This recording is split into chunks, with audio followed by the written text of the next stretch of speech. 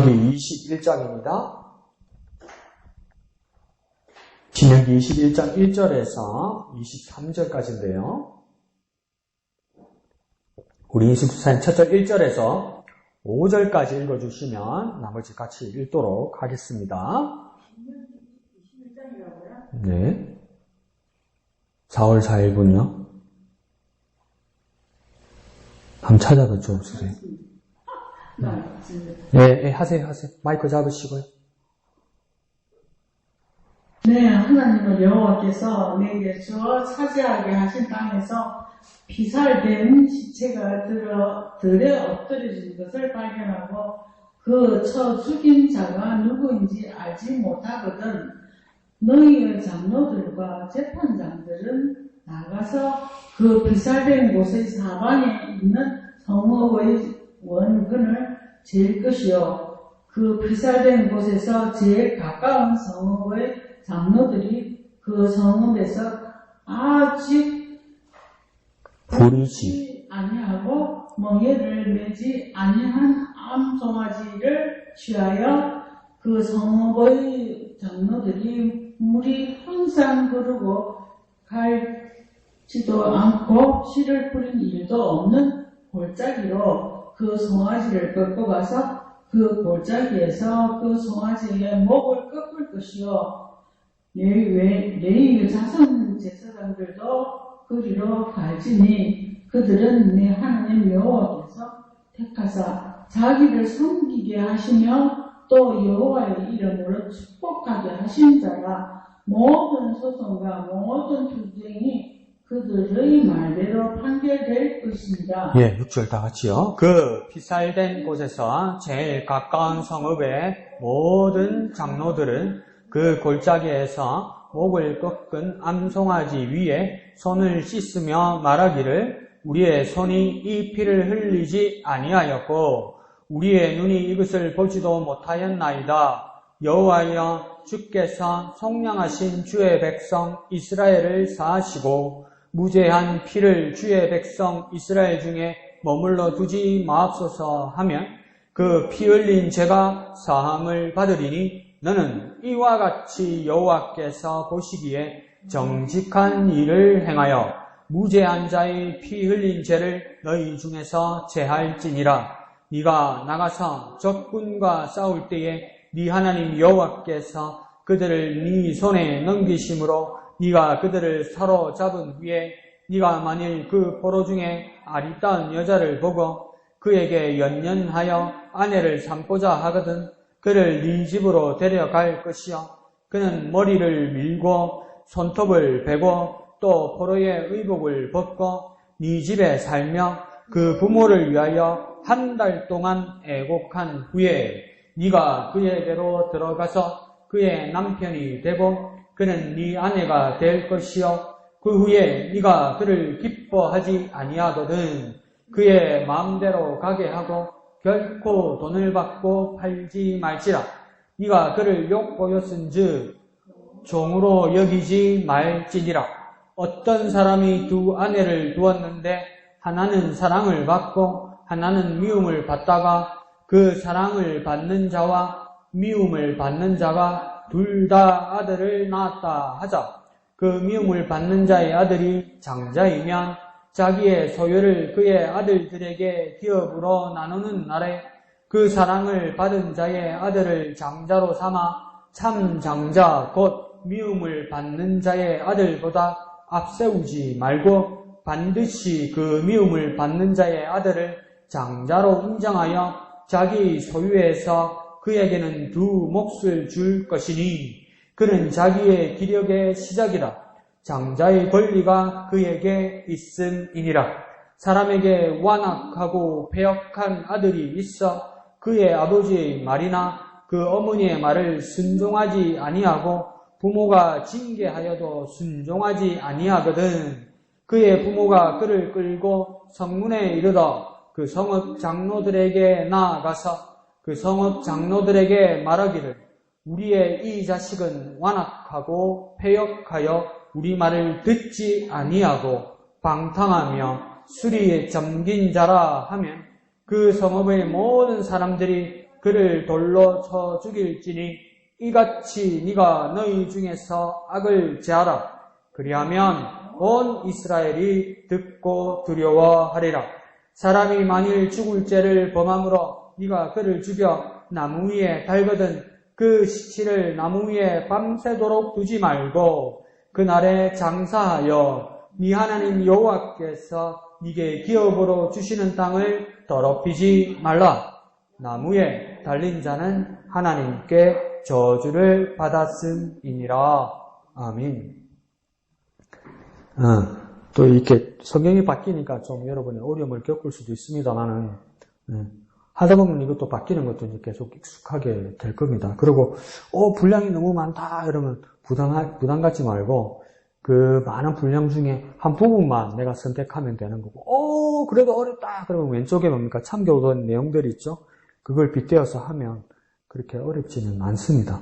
그래서 목사만큼 신학자만큼 하려니까 어렵지. 그러다가 하나님 가까이 가려니까 고막 포기하는 거지. 그러니까 우리가 할 수 있는 만큼만 하면 됩니다. 할 수 있는 만큼. 그래서 오늘 신명기를 보면 신명기는 크게 뭡니까 모세오경에서 창세기, 출애굽기, 레위기, 민수기, 신명기에서 사실은 뭡니까 아담의 창조 때로부터 해서 애굽에서 탈출해서 나와서 광야 생활하고 백성들 인구 조사하고 그다음 느부산 앞에서 가나안 땅을 바라보면서 모세가 마지막 죽기 전에 설교했던 몇 편의 마지막 설교가 뭡니까 신명기입니다. 그러니까 신명기는 첫장부터 끝장까지 보면 다시 앞에 있었던 출애굽의 사건들을 다시 반추하는 거죠. 반추하는 거. 그러니까 내가 다시 한번 내가 마지막을 앞두고 이런 사건들이 있었고 너희들이 이렇게 살아야 된다. 이래서 한 번 더 반복하는데 그 시대에 맞게 반복하고 그 시간에 맞게 적용하는 겁니다. 그러니까 똑같은 내용이 출애굽기 20장에도 십계명이 나오고 신명기 5장에도 십계명이 한 번 또 나온단 말이에요. 그래서 목사님께서 그 성경 문제 낼 때 신명기의 십계명과 출애굽기의 십계명의 차이가 뭔지 그거 기억납니까? 그 문제? 뭐가 다른 거였죠? 내 기억에도 가물는데 안식일 규정이 설명이 달랐을 거예요. 예수님 그게 뭐 이러지 말고 안식일 규정이 달랐던 겁니다. 그러니까 왜 안식일 규정이 달랐냐면 출애굽기는 첫 세대에게 이야기하는 거예요. 근데 신명기는 그러니까 그 안에 들어갈 다음 세대에게 이야기하는 거예요. 그러니까 하나님 주신 계명은 여전히 변함이 없는데 그 시대 그 장소에서 우리가 어떻게 적용하고 어떻게 살아야 될지는 달라진다는 거예요. 그렇지만 말씀은 여전히 변하지 않는다는 거죠. 그것의 좋은 예들을 신명기에서 이야기하는 겁니다. 그러다 보니까 왼쪽 제목 한번 읽어볼까요? 왼쪽 제목 시작. 은밀하고 사적인 죄까지. 그죠? 사적이라는 건 아주 개인적인 거잖아요. 근데 이걸 하나님의 법으로 이스라엘 공동체가 이제 건들려고 하는 거예요. 그러니까 아주 예민한 문제죠. 특히 21세기에는 예민한 문제죠. 건들면 싫어하죠. 왜 사적인 걸 가지고 그러냐고. 이거 저도 참 곤란하죠. 이런 말 하기가. 이런 것까지 간섭을 하시니까 이래도 나도 간섭하기 싫고 나는 좀 뭐랄까요 비겁한 사람이라서 남의 사적인 삶을 간섭하기 싫은 게 뭐냐면 나도 내 약점이 많아서 내 것도 건들지 마 이러고 싶어서 남의 사적인 것을 건들기 싫어해요. 근데 그게 개인의 프라이버시를 보장하는 건 좋은데 뭡니까? 하나님 앞에서 볼 때는 뭡니까? 같이 이거 망해가는 거 아닙니까? 나쁜 걸 서로 모른 채 해주면 같이 망하는 거죠. 그러니까 이 모세를 통한 신명기의 말씀이 있습니까? 까감하게 드러내고 까감하게 심판하고 과감하게 분별하는 겁니다. 그런데 목사들의 입장에서는 그러니까 뭐라 그랬다가 기분 나쁘면 그 사람들이 실족해가지고 교회를 안 나오는 게 아니에요. 그 바로 앞에 다른 데 가잖아. 이게 참 곤란하단 말이에요. 이게 참 곤란하단 말이에요. 이게 참 곤란하단 말이에요. 근데 그게 옆에 다른 데 갔다고 치자고요. 처음엔 자기 비위에 맞겠죠. 거기서 건들면 또 갈 거예요. 어디로? 또 가요. 그 습관이 된 사람들이 있어요. 습관이. 그러니까 자기의 문제를 말씀으로 이렇게 터치해주면 그게 싫어서 자꾸 옮기는 사람이 있어요. 그러니까 시내도 저 어느 외과 원장이 그러죠. 그러다가 영 엉뚱한 데로 가버렸죠. 그게 지하에 교회 있어요. 난리도 아니요. 근데 제가 있을 때도 밴쿠버에 한 6개월 있을 때도 캐나다 밴쿠버에 있을 때도 밴쿠버가 그 캐나다 서부에 있단 말이에요. 근데 그게 어디 접경이냐? 미국 접경에 있는데 밴쿠버하고 어느 도시하고 붙으면 미국 시애틀하고 붙어 있어요. 근데 나라가 완전히 다르잖아요. 저기는 미국이고 여기는 캐나다잖아요. 근데 하루는 새신자가 왔어요. 그 밴쿠버의 한인교회에. 근데 대환영이죠. 대환영인데 왜 대환영이냐면 주일날 차가 5대가 왔더라고. 한 가족이 같이 온 거예요. 그 어디서 오니까 시애틀에서 왔대. 시애틀에서 어느 그 장로들 얘기로 왔대. 예? 캐나다까지 왔대요. 난 내가 사정을 다 많이 들어보니까 장로까지는 됐는데 한 번씩 다 건들고 다 돌아온 거예요. 온 식구들 때문에. 그러다 여기까지 온 거예요. 더 이상 갈 데가 없는 거예요. 그 나라 안에서는. 이게 뭐냐 말입니다, 이게. 그럼 여기서 건들면 또 돌 거 아니에요. 밴쿠버 시리 교회를 또 돌 거 아니에요, 이게. 그러니까 자기만 빠지는 게 아니고 자기만 부인, 자기 가족, 자기 친척들 다 데리고 다니는 거예요. 다 데리고. 근데 가만히 생각해 그래 빨리 지가 교회를 하나 하지 그냥. 쟤 돌아가는 거 한번 보게. 지네들끼리 모여가지고 찌개 먹고 어쩌는지 한번 보게. 그러니까 어려워요 이게. 근데 누구나 자존심 상하고 누구나 기분 나쁘죠 이게. 근데 그러면 하나님은 신명기를 통해서 모세에게 뭐라 말씀하시는지 한번 봅시다 이게. 그리고 이 경계나 이 선을 넘어야 되는 것이 맞다면 이거는 방법은 뭐밖에 없냐면 내가 내 자신을 꺾는 거 말고는 방법이 없어요. 이게 꺾는 거 말고는 방법이 없어요. 근데 너나 나나 이걸 꺾이려고 하나 이게. 막 기분 나쁜데 기분 나쁜데 기분이 나쁜데 내 재성이 끊어지지 않고 내 자존심이 꺾인다고 들은데 이게 어떻게 되는지 한번 봅시다. 밑에 그 파란색 두 줄 요약문 있죠. 율법은 한번 있죠. 한번 더 읽어볼까요? 시작. 율법은 공동체가 하나님이 땅에서 일어나는 은밀하고 사적인 죄까지 공적으로 관여하고 적절하게 처리함으로 하나님의 땅이 더러워지는 일을 막으라고 요구합니다. 여기는 과감하게 얘기를 해놨다, 그죠? 첫째 줄 가운데 뭐라 했습니까? 사적인 죄까지 어떻게 관여하라고요? 공적으로 관여합니다. 사적인 일, 개인적인 프라이버시로 덮어두는 것이 아니라 공적인 일로 오픈해버리라고 이야기하는 거죠.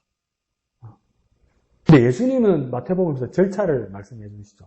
처음에 누가 잘못된 것이 보이면 개인적으로 가서 건면하고, 그 다음 뭡니까? 두 사람이 가서 또 건면하고, 교회 이름으로 건면하고, 그래도 안 되면 버리는 자로 두라고, 버리버리라고 그랬죠. 근데 그 절차를 예수님께서 했고, 예수님도 결국은 뭡니까?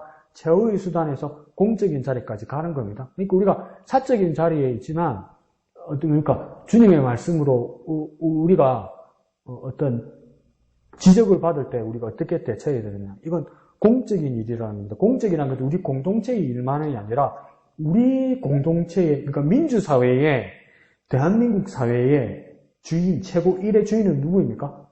그 대통령 그러면 안 돼요. 그럼 그 북한이요, 북한. 북한하고 똑같은 짓 하는 거예요. 옛날 박정희 시대, 전두환 시대하고 똑같은 짓을 하는 거예요. 이 대한민국의 주인은 누구입니까? 민주잖아요. 이 민은 무슨 민자입니까? 몰라요. 그러지 말고. 백성민자잖아요. 주는 무슨 주자입니까? 주인 주자잖아요. 그럼 대한민국의 주인은 누구입니까? 국민이에요, 국민. 그러니까 민주사회에서 공동체의 주인은 국민이에요. 그런데 여기서 뭡니까? 하나님 나라의 신정국가에서 사적인 모든 사람들이 공동체 안에서 이 일들이 오픈되어야 되고, 그러나 하나님의 이 이스라엘과 그리스도인의 공동체의 주인은 누구입니까? 교인들이 아니고 누구입니까? 하나님이시단 말이에요, 하나님. 그러니까 교회의 공적인 일은 누구 앞에 서는 거냐면 하나님 앞에 서는 겁니다. 대한민국에 정치하는 사람들은 뭡니까? 국민 앞에 서는 거고요. 주인이 국민 앞에 서는 거고요. 우리 공동체의 모든 공동체는 뭡니까? 주인이신 하나님 앞에 서는 거예요. 그러니까 모든 사안들이 뭡니까? 공적인 사안이 되는 겁니다. 공적인 사안. 그러면 남의 모든 비밀들을 딱 깨고 딱 캐가지고 밝혀가지고 비판시키고 이런단 말이 아니라 목사님께서 항상 가르쳐 주셨던 것처럼 뭡니까? 개신교회의 종교의 혁명의 가장 큰 슬로건이 뭐였습니까? 라틴어로 꼬람 떼오였단 말이에요. 꼬람 뭡니까?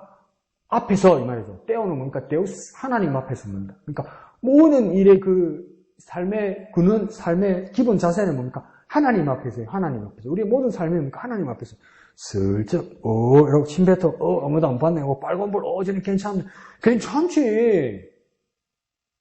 근데 뭡니까? 하나님 에서란 말이에요. 그러니까 그리스도인의 공동체의 기본적인 의식은 뭡니까? 하나님 앞에서니까 모든 그리스도인들이 하나님 앞에서 이게 공동체 의식이란 말이에요. 그러니까 모세는 오늘 신명기 통해서도 공적인 영역으로 가냐 하는 것은 뭐 때문에 그럽니까? 하나님 앞에서 하나님의 뜻을 밝혀야 되기 때문에 그런 거예요. 그러니까 우리는 그러니까 사람들에게 어떤 일이 있을지 몰라도 우리는 공적으로 비밀이 있을 수가 없습니다. 왜요? 그 앞에 하나님 계시기 때문에. 그러니까 비밀이 없다고 생각했는데 우리가 자존심을 앞세우고 너무 우리를 생각하게 되면 자꾸 비밀이 생겨요. 사람들 사이에서 프라이버시 비밀이 생길 수 있죠. 근데 뭔가 그게 자꾸 습관이 되면 하나님 앞에서도 숨길 수 있다고 생각하고 하나님 앞에 숨긴다고 공식적으로 말은 안 하는데 이게 뭐냐면 나를 볼 때는 사람이 은큼해져요. 사람이 은큼해져요. 그러니까 뭔 사안이 있어도 내 유리한 것만 말하고 이거 진실이다. 이건 팩트라고 이야기해요. 팩트는 맞아요. 그러니까 내 유리한 것, 내 불쌍한 것만 이야기해요. 그리고 내 잘 먹고 잘 사는 거, 내 불편한 거, 내가 창피한 거, 이거 다 숨겨요. 거짓말은 안 하는데 다 숨겨요. 내가 말을 할 때. 내 창피한 거, 그런 걸 다 숨겨요. 그게 뭡니까? 죄성입니다, 죄성. 근데 그 죄성을 극복하는 방법입니까? 하나님 앞에서 공적으로. 근데 그게 습관이 되면요, 하나님 앞에서도 은큼해진단 말이에요. 하나님 말 안 하니까 모르는가 보네, 이런단 말이에요. 저 할아버지 모르네, 이런단 말이에요. 하나님을 향해서. 그것들을 다 오픈해버리라고 이야기하는 거죠. 그 다음 뭡니까? 적절하게 처리함으로써 하나님의 땅이 더러워지는 일을 막으라고 이야기합니다. 이게 뭡니까? 하나님의 땅이라는 건 구체적으로 뭐냐면, 지금 요단강 서편에서 대기하고 있잖아요. 동편에서 대기하고 있잖아요. 서편으로 넘어가려고 가나안 땅. 그러니까 하나님의 땅은 어디입니까? 가나안 땅. 이게 왜 그렇습니까? 하나님이 약속하시고 하나님이 지명한 땅이니까. 하나님이 보내신 땅이니까 하나님이란 이름과 하나님의 지명과 하나님의 계획이 들어가니까 그 땅은 뭡니까? 거룩한 땅이 되는 거예요. 그러니까 거기서 하나님의 뜻이 이루어져야 되는데 우리의 사리사욕과 우리의 목적이 이루어지면 다 이게 뭐가 됩니까? 사적인 일이 깊어지는 거고 그 사적인 일이 깊어지는 데는 뭡니까? 거짓이 있고 덮이는 것들이 있고 숨기는 게 있다는 겁니다. 참 저는 숨기는 게 참 많아요. 거짓말하는 거는 모르겠는데 거짓말도 하겠지. 근데 진짜 말 안 하는 게 너무 많은 것 같아요. 꼭 말해야 되는 건 아닌데 그래서 그냥 말 안 하고 제가 숨기고 있는 게 너무 많은 것 같아요. 지난달에는 그 기도하는 법을 배우는 책을 배웠는데 거기서 그 저자가 계속 하는 말이 뭐냐면 거짓자를 그러니까 거짓 자신을 가짜 자신을 극복해야 된다래요. 그 가짜 자신 극복인데 가짜 자신이 다 뭔지 아세요? 자아실현, 목적 달성, 뭐 인생 성공, 심지어 교회 안에서 뭡니까? 목적 달성, 사업 성공 이런 것들이 뭡니까? 다 거짓자라는 거예요. 그 하나님 앞에서 가치가 없을 때 이게 다 거짓자예요, 여러분. 내가 성공하고 내가 승진하면 하나님께 영광이 좀 무슨 영광이 돼요? 어제 PD 수첩 안 보셨어요? 어제 PD 수첩 보니까 아기용 매트리스 경쟁업체 2개가 있었대요. 근데 이 한 회사가 승승장구를 하다가 요즘 엄마 카페들한테 잘못 보면 끝장이라면서요. 아기용품은. 그래가지고 유해 물질이 나오는 제품이라고 꽉 들이맞아가지고 빚이 몇백억이 돼가지고 그러니까 파산도 못할 실정이에요. 파산하면 이게 팍 부풀려가지고 그래서 창고에다 이렇게 쟁여놨더라고요. 그 물건을. 그래서 찾고 찾아보니까 경쟁업체에서 가짜 뉴스를 퍼뜨려서 자기 친척들 맘카페에다가 해서 이렇게 쫙 퍼뜨린 거예요. 그럼 이게 회복이 돼야지. 한 번 망하고 한 번 소문나고 나면 이게 억울한 거 부르서도 내 물건이 팔리나? 안 팔리죠. 그래서 이 사람이 이제 그래서 경쟁업체에서 이 회사를 모함을 해서 그 업계에서 1등이 되고 몇백억을 수익을 얻은 거예요. 예? 그래서 이제 이 사람 범죄 사실이 밝혀졌어요. 그러면 이제 벌 주면 정의가 실현되는 거잖아요. 법적으로 벌금이 1억인 것밖에 안 돼요.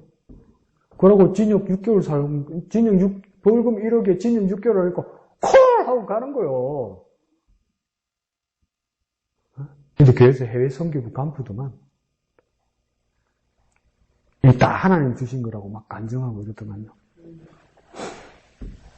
그 사람 나쁜 사람이지 우리도 그러고 있지 않냐 이 말이에요. 내 일이면 하나님의 영광이라고 그러고 있지 않냐 이거지. 우리도 돌아봐야 되는 거야. 나 괜찮으면 하나님의 영광이라고 그러지 않냐 말이에요. 나 괜찮으면. 정정당당히 그래서 그걸 경영학에서는 이상한 말을 만들어놨어요. 바이럴 마케팅이라고 얘기해요. 이 바이럴 마케팅이 뭔가 내일 찾아보니까 뭐냐면 정보들을 흘려서 소비자들이 듣게 하는 건데 지들은 바이럴 마케팅이 아니라 상대 업체에 험담하는 거요. 이런.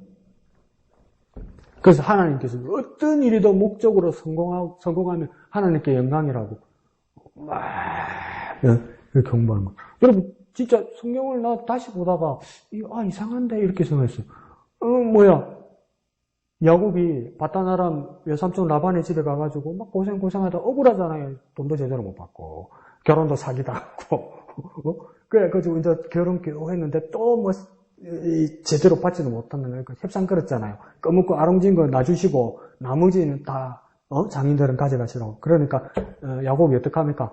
건강한 놈들 교미할 때 신풍나무하고 나무가지 같은 거 꺾어가지고 막 교미할 때 막 흔드니까 그러니까 암농 쏙나면 그러다 보니까 나은 게 좀 까맣고 아롱지고 건강한 거라잖아요. 그래서 막 폭내 있었다잖아요. 그 하나님 축복이라고 이야기하잖아요. 첫 번째 미신이고요. 두 번째 사기지.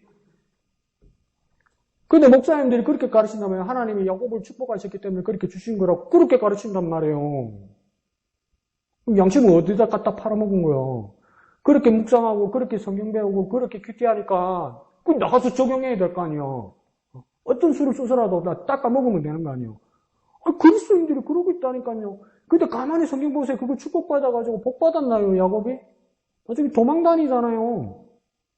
그 많이 얻은 부여 때문에 고생하잖아요. 많이 안 가졌으면 안 죽을 뻔했을 거예요. 많이 가졌기 때문에 죽을 뻔했단 말이에요.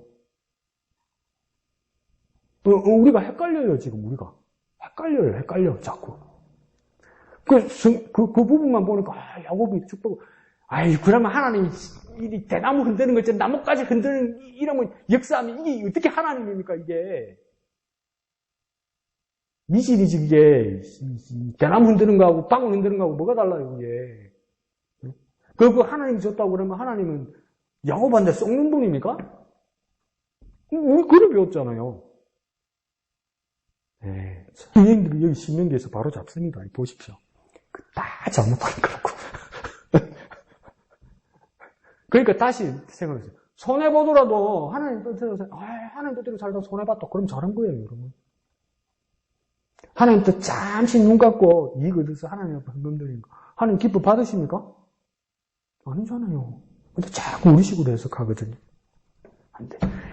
내가 잘 살지도 못하고 내가 가진 게 없으니까 가진 사람 자꾸 욕하는 거예요, 여러분. 근데 강모서 어느 날 갑자기 로또가 되거나 복권이 돼가지고 그러면 아주 이상한 짓 할 거예요. 그러니까 나는 내 의지나 내 능력으로 내 삶이나, 그걸 하나님 말씀대로 내가 컨트롤 한 적은 거의 없는 것 같아요. 그냥 나는 하나님 뜻에 끌려다녔어요. 근데 만약에 하나님 니 한번 해봐라면서 하나님 뭘 하나 팍 던져주면 난 정말 딴짓 할 사람이에요. 정말. 근데 그게 무서워요, 나는. 하나님 큰 거 덩어리를 하나 팍 던져주면 내가 제대로 할 수 있을까? 엉뚱한 짓을. 그러니까 하나님 말씀 앞에서 날마다 얼마나 점검해봐야 되겠습니까? 항상 불안해서 항상 기도합니다. 기도대로 잘 살지는 못하지만 우리 한번 서로 감시해봅시다. 우리 이양득 집사님 이야기 한번 들어볼까요?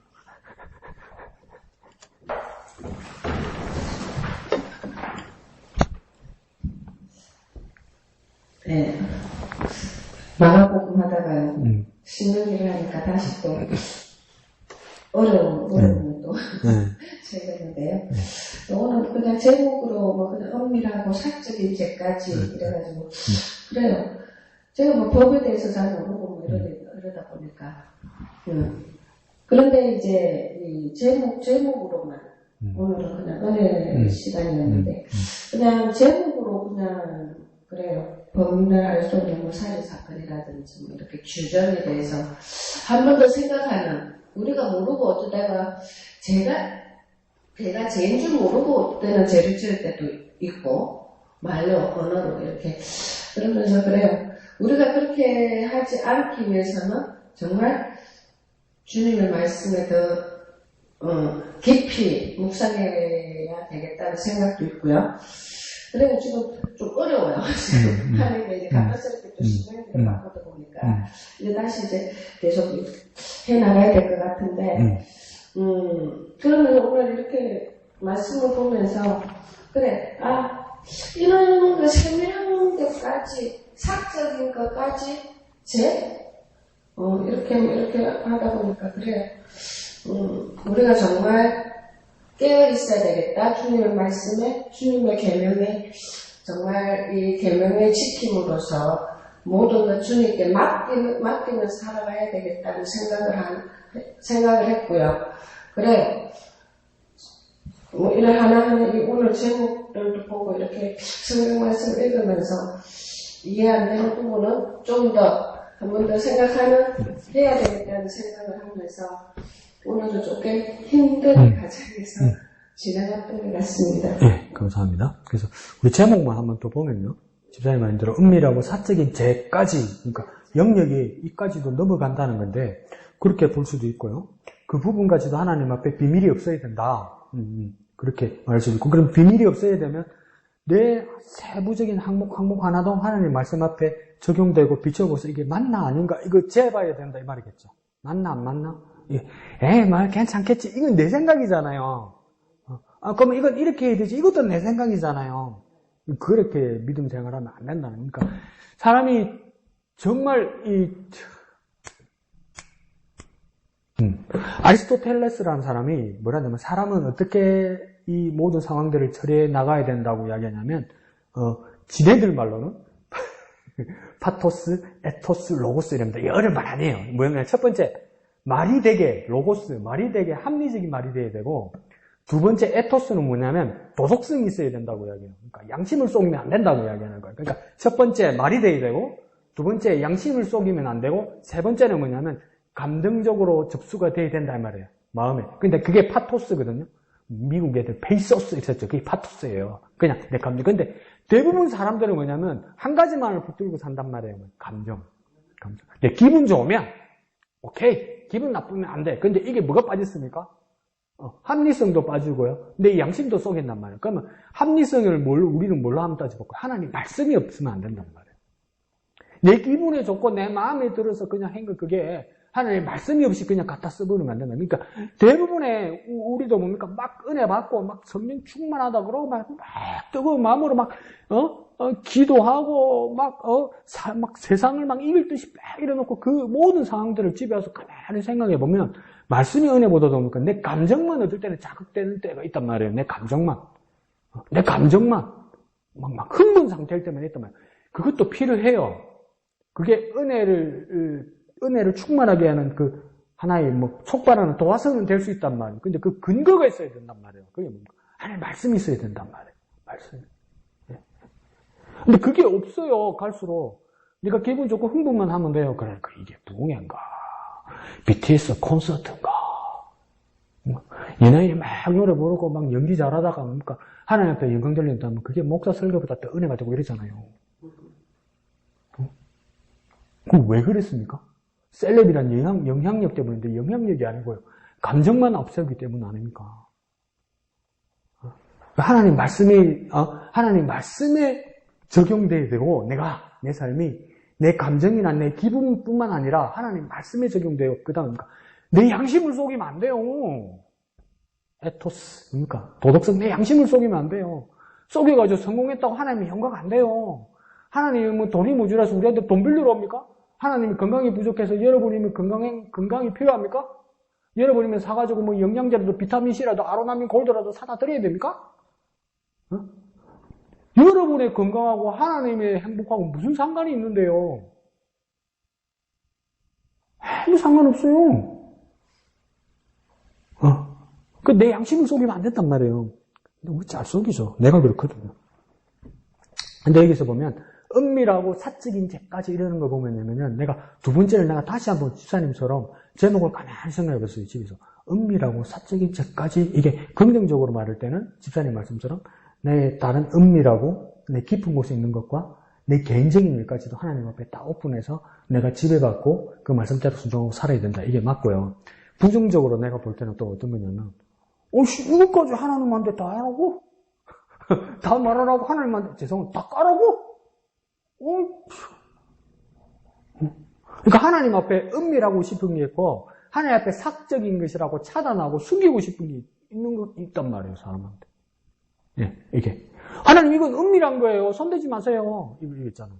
나 하나님한테도 비밀 있어. 이거 있잖아요. 내 하나님한테도 비밀, 이게 은밀하다는 거지. 그 다음 사적인 거. 이거 하나님한테 개인적인 거예요.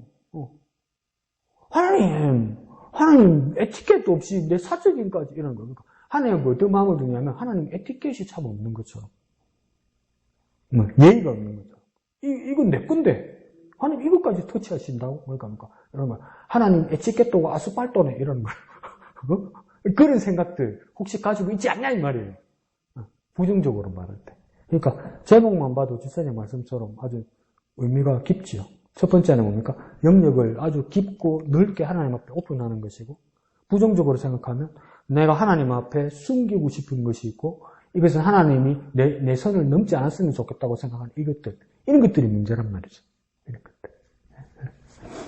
그럼으로써 다 오픈되어야 된다 말이죠. 그리고 다음 주 4월 11일도 분량이 이만큼 많을 거예요. 신명기에.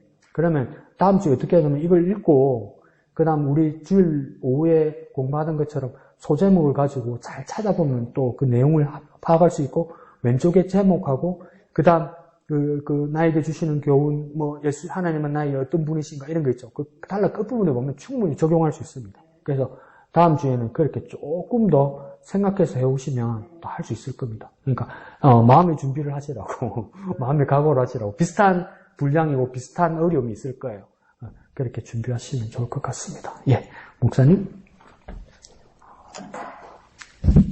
저는 8절에 그 후반부에 보니까 주의 백성 이스라엘 중에 머물러 두지 마옵소서라고 이렇게 기도하는 장면이 나오는데 변사체가 발견됐어요. 그 변사체에 대한 것에 대해서 내가 생각할 때 최선을 다하는 방법은 그냥 조그마한 무덤 하나 만들어주는 거, 그리고 짐승이 이렇게 파먹지 않도록 이렇게 돌로 좀 눌러주는 거, 그 정도면 될 것 같은데, 이 부분에 대해서 하나님께서는 공동체의 책임을 묻고 있는 것을 보거든요. 그래서 그 죄악에 대해서 공동체가 책임지라. 그래서 2절에 보면 그 당시 지도자라고 얘기할 수 있는 장로들과 제사장들까지 나와가지고, 재판장들까지 나와가지고 피살된 곳에 와가지고 현장 검증하고, 또 심지어 5절에 보면 레위 자손 제사장도, 그러니까 어떻게 보면 종교적인 지도자죠. 그 사람들까지 와가지고 그 장례 절차를 이렇게 해나가고, 그뿐만이 아니라 오늘 본문에 보면 온 백성이 다 같이 이렇게 제일 가까운 성읍에 모든 사람들이 다 나와가지고 같이 회개 기도하고 있는 그 장면을 보거든요. 우리 공동체는 과연 그렇게 하고 있나? 한 사람이 나고되고 한 사람이 묵살되고 인격살해당하고, 어떤 때는 너무 연약하니까, 연약한 것이 죄는 아니지만 그 연약함 때문에 넘어지고 이렇게 또 어떤 하나님께서 원하시지 않는 그런 모습으로 이렇게 변질되어서 나가는 그런 모습들을 보면서 나는 과연 이렇게 그냥 암송아지 꺾어가지고 손 씻는 것처럼 그 책임에서 이렇게 벗어날 수 있나? 과연? 과연 우리 공동체는 그 작은 피해자, 어떻게 보면 그 성업에 비해서 볼 때, 그 성업이 얼마만큼 큰지에 대해서는 오늘 본문에 안 나와 있는데, 그 성업이 뭐 크든 작든, 모르는 한 사람, 보니까 제일 가까운 성업이라고 해도 피해당한 사람, 즉 살해당한 사람이 누군지 몰라. 이름도 모르고 성도 몰라. 책임감 없어도 될 충분한 이유가 소명되는 그런 어떤 위치에 있음에도 불구하고 그 공동체에게 책임을 묻는단 말이죠. 그래서 이거 정말 우리들에게 있어서 우리의 공동체가 정말 사람 살리고 가장 작은 자, 없는 자, 어쩌면 세상 모든 사람들이 관심 가지지 않고 그냥 공분 하나 만들어주면 된다라고 그것만 해도 잘했다라고 얘기해주는 그런 사람에 대한 우리의 관심은 얼마만큼이나 어떤 그런 면들 속에서 다시 한번 생각해 보는 시간이 되겠습니다. 네, 감사합니다.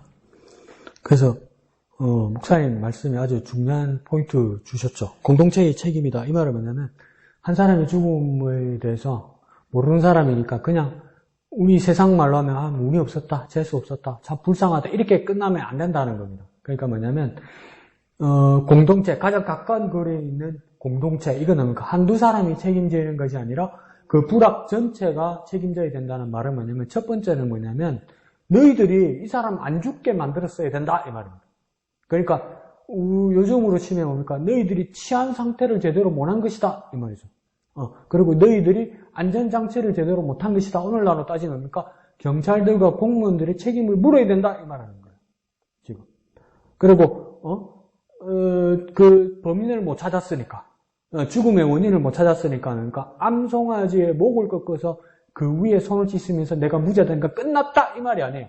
암송아지의 목을 꺾었다 이러니까 여러분 지금 우리는 어떻게 착각하냐면 어디 정형외과적으로 뭡니까? 송아지를 이렇게 뭐랄까요?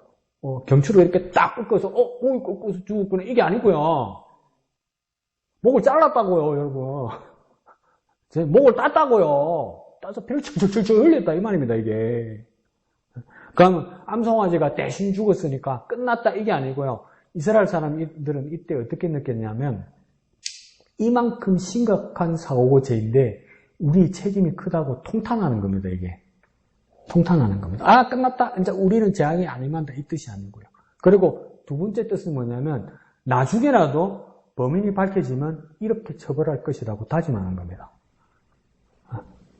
용서하지 않겠다고. 그러니까 이게 깊은 뜻은 뭐냐면 들에서 쓸쓸하게 외롭게 정말 두렵게 비참하게 죽어간 사람에 대해서 미안하다는 사죄의 표시를 하는 겁니다, 여러분. 사과의 표시를 하는 거예요, 이게. 그럼 21세기에 적용하면 해보자고요, 여러분. 강 목사 지금 또 빨갱이 소리 하려고 또 슬슬 발동 꺼내시던데. 세월하고 이태원에서 사람 죽은 거에 대해서 내 책임이 없다고 말하면 안 된단 말이에요. 공무원이고 경찰이고 운이 없어서 죽었다고 말하면 안 된단 말이에요. 그거 미안하다, 잘못됐다, 내 책임지겠다 말하는 사람이 한 사람도 없단 말이에요. 억울하다고밖에 말 안 한단 말이에요. 억울은 하겠지. 왜 그때 내가 승진해가지고, 내가 왜 그게 경찰이 돼가지고, 내가 그때 왜 그게 행정 지도자가 돼가지고, 내가 운도 없이 돌아서서 그러더라도 이런 가족 부모한테는 그렇게 말하면 안 된다고 성경에서 이야기 하잖아요. 아무도 잘못했다고 이야기하네. 네, 운이 없었다고. 그러고 억지로 말해. 내진탕으로 죽었다고. 우리 성경에서 있잖아요. 우리 왼쪽의 해설에는 뭐라고 됐습니까? 무고한 생명에 쓰여지는 일들이 없게 하라고. 그걸 대비하라고. 죽음을 막지 못한 책임을 다하라고 이야기하잖아요. 책임지라고 이야기하잖아요. 책임지라고. 책임지를 지금 누가 나옵니까? 그 불악의 장로들과 그 재판장들, 그 각 부장들, 1000부장, 50부장, 100부장 이 사람들, 그 다음 밑에 뭡니까? 레위 자손의 제사장들 다 나오잖아요. 이게 한두 건 판단하고 한두 번 이야기하는 게 아니잖아요. 우리 공동체의 책임이란 말이에요. 공동체. 그러니까 한때 잘 나가다가 또 안 되죠. 진동에 저 끝쪽에 가면 여름에 비 많이 오고 산사태가 무너지면 뭐 같이 쑥 쓸려 내려와요, 여러분. 사람 뼈 따고 같이 푹 흘려 내려오고 그랬어요. 그 동네 귀신 난다고 하고 그랬어요. 그 언제 묻은 건데요? 1945년에서 50년 사이에 묻은 시체들이란 말이에요, 거기가. 이승만의 빨갱이 사냥한다고 보도연맹에다가 각 지방에다가 그 사람들 불러가지고 다 때려 죽인다란 말이에요, 여기가.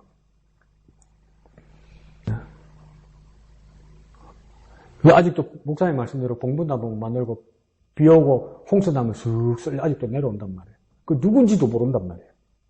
아직도 우리 가족 뼈다구라고 이야기하면 똑같이 빨갱이 집안 될까봐 빨갱이도 아닌데 그래 된단 말이에요. 그런데 뭡니까? 진실화해 규명위원회 흐지부지해도 넘어간단 말이에요. 지나간 건 지나간 거고 산 사람은 사는 거고 이런다고. 하나님 그거 아니라는데. 하나님 그거 아니라는데. 그래 하면 안 된다는데. 책임지라는데. 그러니까 송아지의 목을 꺾을 때 딱 꺾어가지고 목을 쫄려가지고 딱 꺾어 숨 막혀주고 있는 이거 이야기 아닙니다. 잘랐던 이야기예요. 그러니까 흐르는 냇물에다가 두라고 그랬잖아요. 이 말이 뭡니까? 제가 여기에 남아있지 않고 흘러나갈 정도로 그래서 그 위에 어른들이 손을 대고 뭡니까? 무죄하다고 하니까 난 죄 없다 이게 아니고 뭡니까? 이게 책임을 지겠다는 이야기예요. 그리고 앞으로 후회라도 범인을 찾게 되면 뭡니까? 이렇게 죽게 될 것이라고 선언하고 각오하는 겁니다, 여러분. 그리스도인들에게 그런 책임감이 있어야 되는 거죠. 그런 부분에 대해서 조금 더 우리의 생각들이 더 서 있어야 되지 않을까. 그래서 그 밑에 단락에는 그렇게 써 있죠. 여자 포로를 아내로 삼는 규정 이렇게 돼 있죠. 그리고 전쟁하러 갔다가 이제 남자들은 다 죽게 돼 있어요. 군이니까. 그럼 여자들, 남자를 모르는 여인들은 만약에 마음에 들면 아내로 삼을 수 있는데 옛날에 몽골에 있는 징기스칸 이런 사람들이 하는 막 억지로 잡아서 자기 이불에 넣어서 자기 만두를 억지로 만드는 그런 결혼 제도가 아니고 보면 뭐라고 이야기합니까? 연년하여 아내를 삼고자 하거든 11절에 그 다음 12절에 어떻게 합니까? 집으로 데려가고 그 다음 머리를 밀고 손톱을 베고 이 말은 뭐냐면 회개하고 속죄하고 뭐 성결하게 한다는 뜻도 있지만 옛날 이방인의 자기 나라의 풍습을 버리고 새 삶으로 새로 시작했다는 뜻으로 그렇게 하는 거거든요. 그리고 포로의 의복을 벗긴다고 이야기하잖아요. 더 이상 포로도 아니고 더 이상 딴 나라 사람도 아니고 이제 우리 이스라엘 사람으로 맞아들이겠다 이 말이죠. 그 다음 맨 밑에 절에 뭐라고 했습니까? 그 부모를 위하여 한 달 동안 애곡하라 한다 이러죠. 그죠? 이게 전쟁 중에 부모가 죽었다라고 추정할 수도 있고요. 그러니까 죽은 부모님을 애동하는 것을 한 달 동안 둔다고 이야기할 수도 있고요. 안 그러면 뭡니까? 고향, 가족, 그 모든 슬픔들을 정리하는 기간을 한 달 정도 둔다고 이야기하는 겁니다. 그리고 그 다음 또 진보적인 사람들은 뭐라고 설명하냐면 아무리 내가 포로로 잡혀왔어도 이게 지금 함부로 하나님이 못하게 하는 거잖아요. 한 달의 기간을 주는 거잖아요. 집에 데려와서. 그 손 못 댄단 말이에요. 목사님 그게 가능합니까? 여자가 들어왔는데 한 손 대고 안 된다는 거예요. 진짜 여자가 예쁘고 좋아도 한 달 동안 손 대고 이랬단 말이에요. 그러니까 한 달 동안 하나님이 어떤 기간을 줬다고 진보적인 사람들은 이야기하냐면 예사 니도 지금 내 남편 감인 거 아닌가 한 달 동안 잘 살펴봐라 이 말이죠. 아니면 돌아서도 된다 이거예요. 그러니까 하나님의 말씀을 보면 우리가 상상하는 이상 21세기 이상으로 진보적이죠. 그런 부분도 있어요. 그 다음 오른쪽에 보면 한 달 지나가고 나면 이제 결혼이 되는 거겠죠. 남편이 되고 아내가 되고. 근데 이제 이 나쁜 짓이 나오죠. 이 나쁜 건조가 나오죠. 14절에 보니까 네가 그 후에 네가 그를 기뻐하지 아니하거든 이러죠. 이게 뭡니까? 앞에는 뭐라고 했어요? 11절에는 연연하여 여자. 연연하다는 뭡니까? 애착하고 사랑하고 막 미치고 환장하겠다는 뜻이에요. 여자한테 뿅 가가지고 그래 놓고 결혼하고 나니까 뭐랍니까? 14절에 기뻐하지 아니하거든. 왜? 뭐 하다가 웃자다가 이렇게 하니까 하나님 뭡니까? 남자인데 불리한 걸 말해주는 거야. 그 여자 마음대로 가게 해주라는 거야. 이 뭡니까? 자유인이 되게 권리를 부여하라는 거야. 그 다음 뭡니까? 돈을 받고 팔지 말라는 거. 옛날에는 그런 짓 많이 했다는 거죠. 포로였다.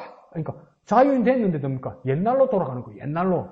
이거 포로였다. 우리나라 사람도 아니고 포로로 내가 잡아왔던 거다. 그러니까 내가 팔겠다고 종으로 만든 건. 그러니까 가족 간에도 부부 간에도 네 옛날에 이거 하지 말란 말이야.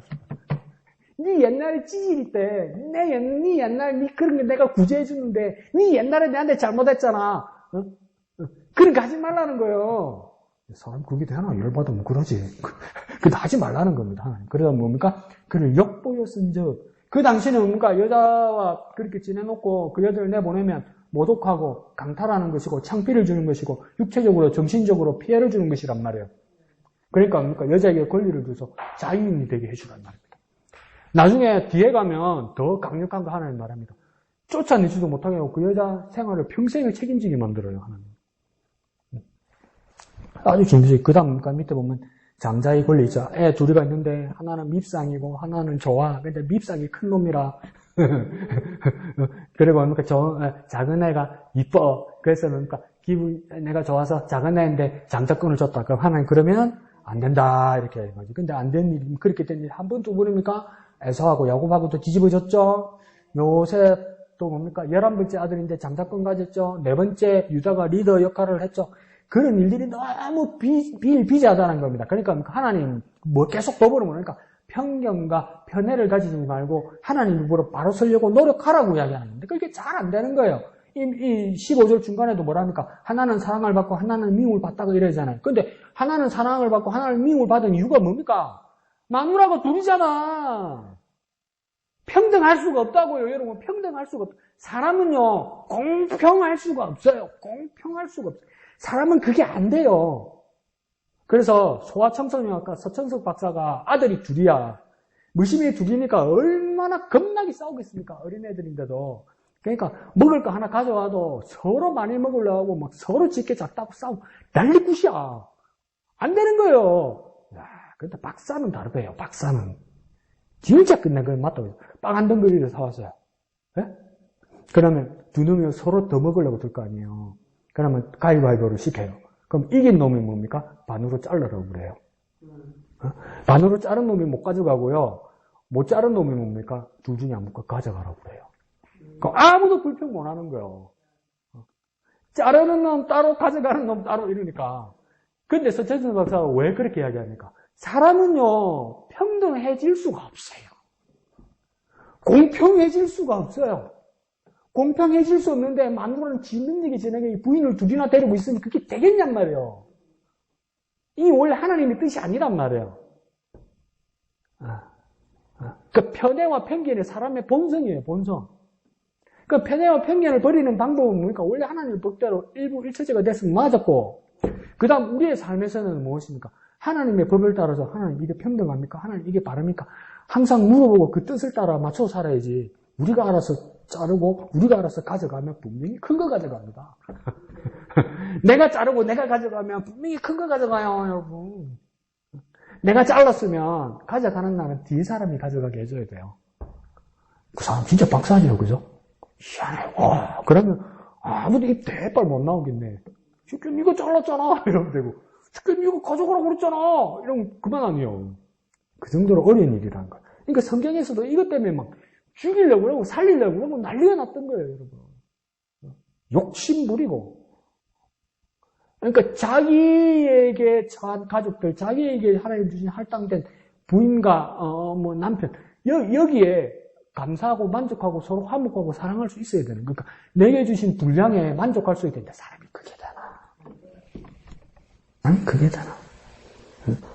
어디 옛날 요즘은 안 그러는데 옛날에는 뭡니까? 어디 집에 잔치가 하면 뭡니까?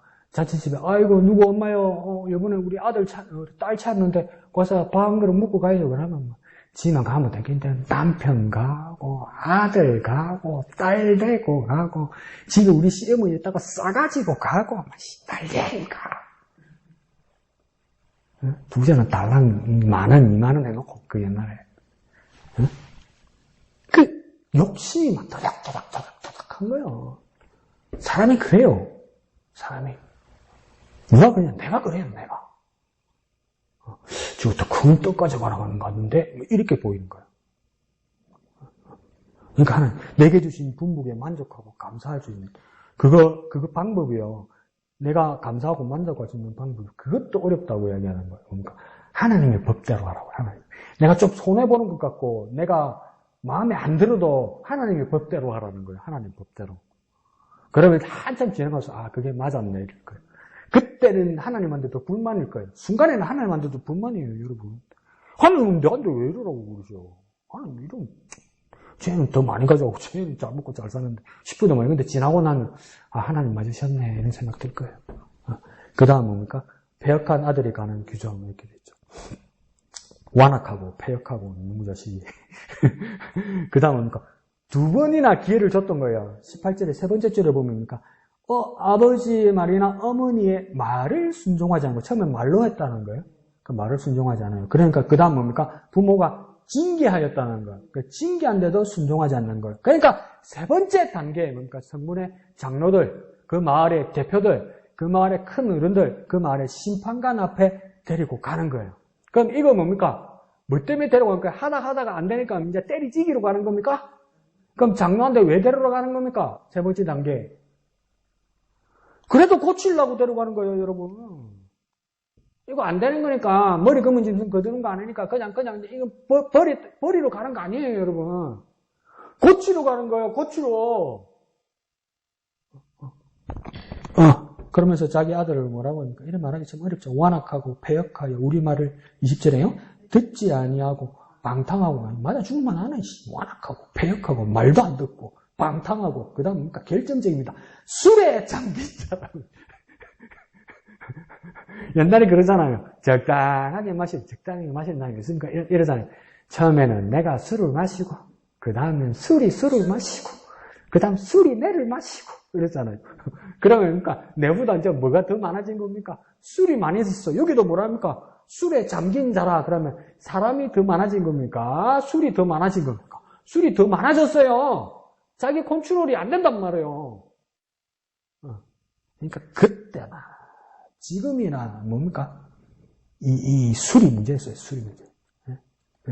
이것 때문에 사람들이 피폐한 일들이 정말 많았다는 겁니다. 그러면 그 모든 사람들이 그를 돌로 쳐 죽일지니 이러잖아요. 근데 그 학자들이 보면 뭡니까? 맞아 죽은 놈 없대요.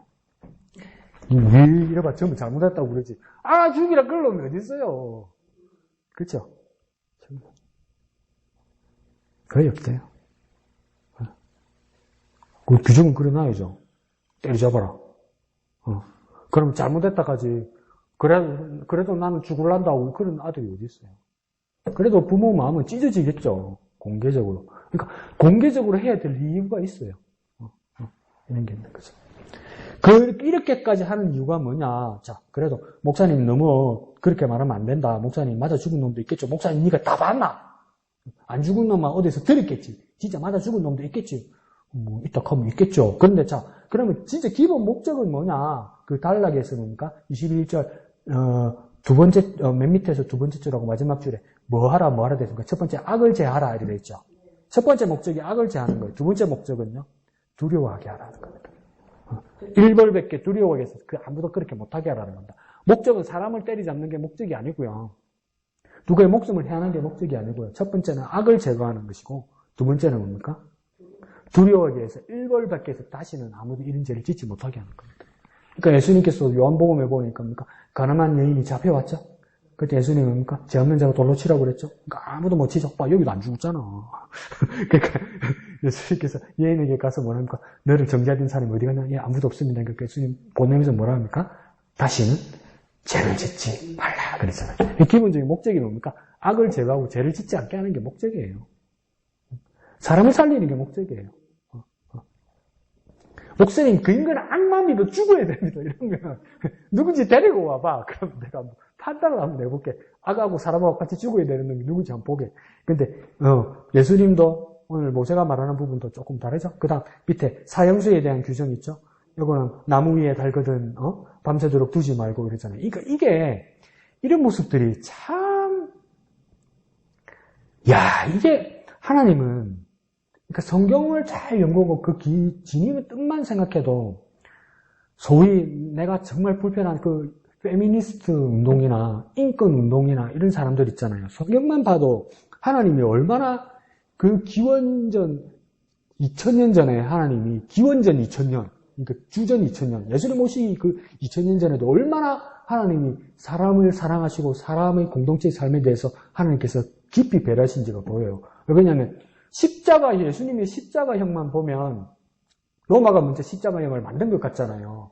근데 로마의 십자가형은 로마가 있기 전에도 한 300년 전에 있었다는 이야기도 했어요. 근데 모든 옛날 고대 나라에서는 그러니까 십자가는 아니라도 꼬챙이였다는 벌은 엄청 많았어. 그 여러분 에스더서도 보십시오. 하만이 뭐 달대요? 장대를 딱 달아가지고 누구 죽이려고 그랬어요? 모르드게 죽이려고 그랬잖아요. 그때도 봐. 꼬챙이 다는 게 있잖아. 그러니까 웬만한 나라에 꼬챙이 다는 거 다 있어. 우리나라도 보니까 모가지 달아가지고 그 선물다 땡겨놓고 이랬잖아요. 안 그러면 목만 잘라가지고 올려놓고 이랬잖아요. 그런 것들이 다 있단 말이에요. 그러니까 이 당시에도 이런 게 있었다는 거예요.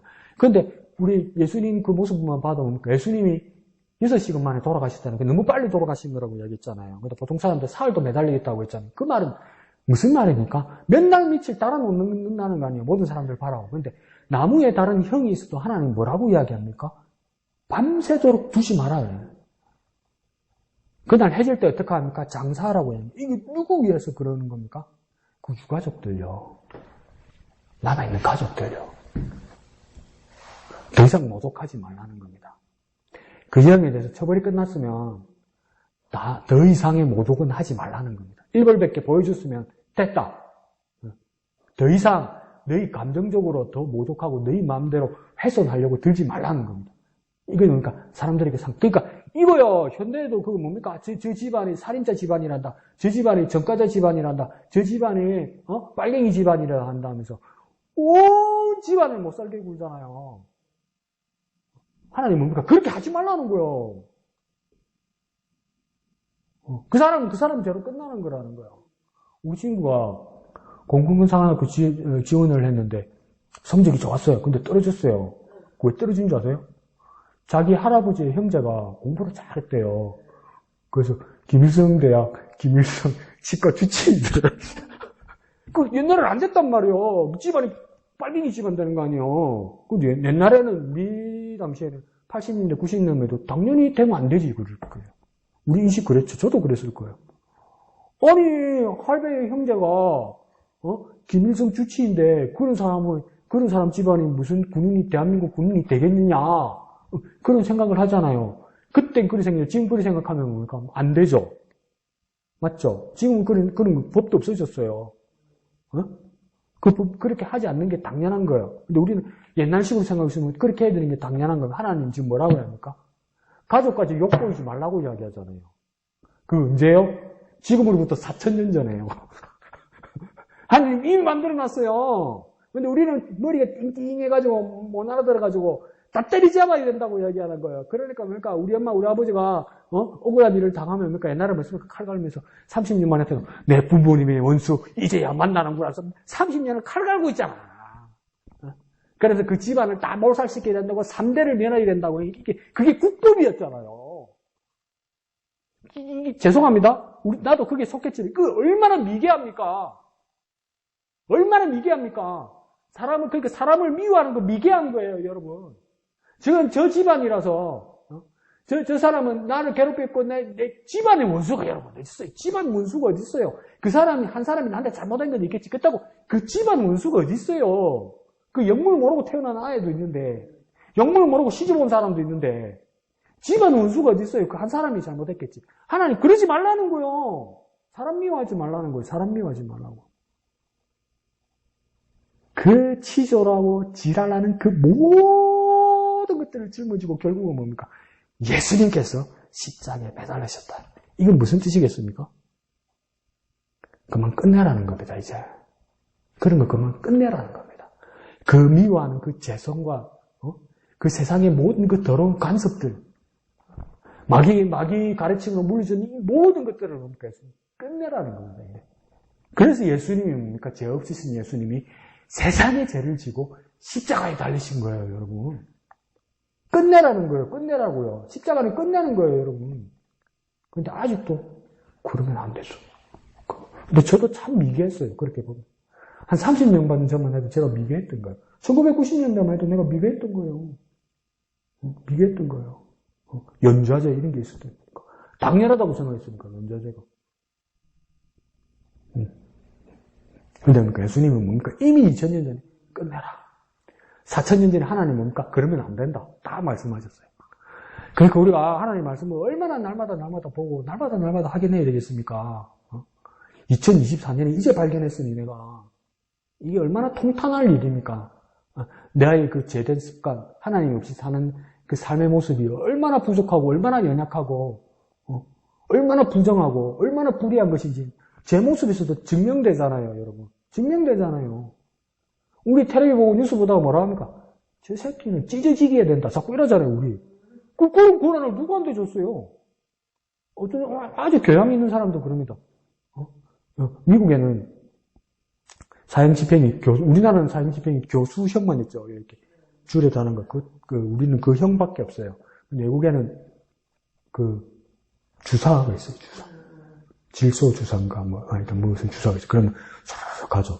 근데 최근에 또 새로 어느 주에서 개발된 사형법이 뭐냐면 가스. 그러니까 마스크 가스. 그러면 이제 이 의식이 가는 건데. 물론 나는 겁나. 뭐냐면 만약에 우리 집안에 누구가, 우리 가족 중에 누구가 그 범인에 의해서 살해당했다. 근데 이제 그러면 미국 같은 데는 나한테 통보가 와요. 내가 유가족이잖아요. 맨날 몇월 며칠 몇 시에 어느 교도소에서 그 사람 사형 집행합니다. 보러 올래요? 그래요. 그러면 미국 유가족 웬만하면 다 가대요. 그 죽는 거 확인하러 가대요. 나는 못 갈 것 같아. 그러니까 확인하면 지네들은 속 시원하고 기자회견도 하더라고. 또 그 사정이 아니니까 내가 함부로 말하면 안 되지. 근데 이번에 가스로 그 집행하는 그게 있었어요. 근데 이제 그 가족들하고 그다음 변호사, 검사들이 같이 참관을 한 것 같아요. 근데 인권 변호사가 그런 거, 이거 잘못됐다. 왜 그러냐니까 그 사형수가 죽는데 막 고통스러워하는 게 보이더라. 그럼 의학적으로 잘못 우리한테 예견을 한 거다. 고통 없이 간다고 그러지 않았더냐. 그래서 고통스럽게 하면 이 사형 집행법은 잘못된 걸 한 변호사가 그렇게 얘기했어요. 그러니까 우리 같이 보던 우리 쪽 사람들이 뭐냐면 지는 사람을 그렇게 고통스럽게 죽여놓고 지는 편안하게 가려고 해. 그게 불공평하잖아 이러잖아요. 그러더라고. 맞는 것 같죠? 하나님 그러지 말라는 거예요. 니한테 그런 권한 없다는 거예요. 저 새끼도 찢어 죽여야지. 그런 거 아니란 말이에요. 근데 우리는 그리스도인들 너무 쉽게 여겨요. 지는 사람 아프게 죽여놓고 지는 편안하게 가려고? 이래서요. 그 뭘 반증하는 겁니까? 우리가 또 악하다는 걸 반증하는 겁니다, 여러분. 근데 하나님 어떡합니까? 그러지 말라고 그래요. 그러지 말라고. 언제 얘기했다고요? 공식적으로도 4,000년 전에. 공식적으로도 4,000년 전에. 여러분, 하나님 말씀이 얼마나 놀랍고 귀하고 얼마나 깊습니까, 이게? 이거 보세요. 얼마나 깊습니까? 얼마나 깊습니까? 그러니 얼마나 우리가 겸손하게 하나님 말씀을 받들어야 되겠습니까? 그 하나님 깊이 묵상하고 그 하나님 말씀 따라 살아가는 저와 여러분 되시기를 예수님 이름으로 축원드립니다. 다 같이 찬송하신 후에 기도하고 마치도록 하겠습니다. 1절만 찬송하겠습니다.